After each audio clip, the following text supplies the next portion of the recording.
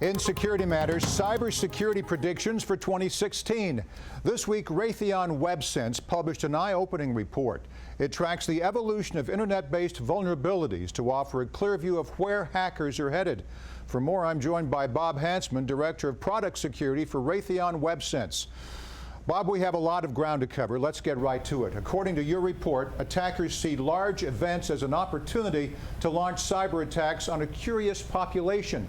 You identify elections as fertile ground for these types of attacks. Tell us more. Well, death, drama, and disaster have always been the big themes for social engineering of attacks, and the U.S. elections this year are full of all of that. So we've got lots of themes that they'll use to attack both the voters themselves with defrauding attacks, trying to gather information such as, will you donate to this fake fund, to maybe even disparaging different candidates and therefore causing confusion in the election itself. Very interesting, but it all sounds plausible. Let's move on to payment security. The U.S. financial sector introduced chip and PIN technology this year.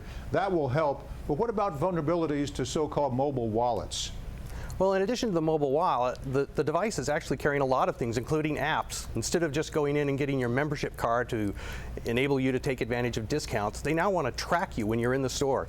Your phone can not only make the payment, but inform them where you're going in the store, what other stores you may have visited.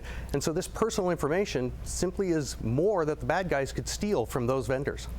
There's also a new acronym that will dramatically impact cybersecurity in 2016. It's called GLDT, or Generic Top-Level Domains. Explain that term for us. Well, we've been living with .gov, .net, and .com for a long time. Right. And we've run out of the really good names. Try to find a name for your own site on the internet, and it's pretty tough. You're right. So now they have .family, they have .hobby, and there's over 700 that have been introduced recently. Wow. And over 1,900 coming in the coming year. What this means is new URL opportunities. But the people taking advantage of it at the moment, a lot of them are the cyber criminals. They're the first ones to enter into and take advantage of these bleeding edge technologies. Wow. All right, your report also covers the Internet of Things, data theft prevention, and the impact of legacy systems. But I want to touch on cyber insurance. This is a very new field. Where will it head in 2016? Well, cyber insurance has been kind of like gambling, and that's what they do. They make a bet on whether or not you're going to be attacked or not. But they've developed enough data, they can now make it a science. So they're going to start having stringent requirements for anyone who wants to be insured. They'll be able to reduce deductibles if you've invested in the right security investments, the programs, the policies, not just the tools. You know, did you buy antivirus, but what are your processes for vetting new employees to avoid the insider threat? There's going to be a lot of new requirements on those companies wishing to qualify for insurance, let alone ways that they can keep their policies down. Just like a non-smoker gets a better rate than a smoker for life insurance, those who've invested in security will pay lower rates for the quality insurance. Now, it's been a while since a major hack attack has been on the front page or a lead story on TV. Are you optimistic that going into 2016, certainly we haven't seen the end of them, but where would the next big attack happen? We've already talked about elections and asking for money and stealing money.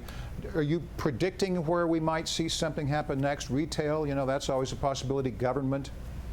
Well, we're continuing to see a lot of vulnerabilities and attacks focused on the medical areas, where a lot of information exists beyond just a credit card, beyond just your identity. Your entire identity is often tracked by your medical professionals. So the richness of the data is where they're going to go. And defraud healthcare companies. I mean, it's all about the money, isn't it? Defrauding the healthcare directly to make the cash, to gather the identity information. The richer the identity information, the more money they make. You can go out online and buy a credit card for $1.50. If I want to buy the entire identity of a person, that's going to cost me more. So they're going to go where the money is, just like the bank robbers.